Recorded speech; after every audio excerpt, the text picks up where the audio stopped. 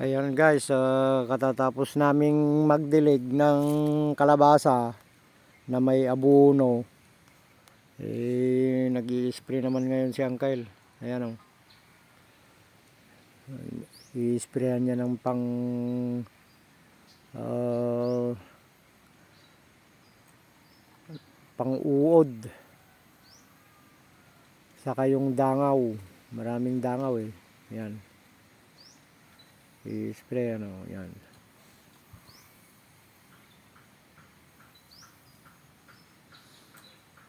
Ayan guys, mag-i-spray si Uncle. Mamaya uwi na kami, mag alas 4 na. Ayan guys, bumalik na naman si Uncle. Kanina papunta dito sa akin, ngayon bumalik na. Isang kwan pa, isang balik tapos na. Ayan guys, good afternoon sa ating lahat. Lalo na yung mga kaibigan ko sa Reels at sa FB.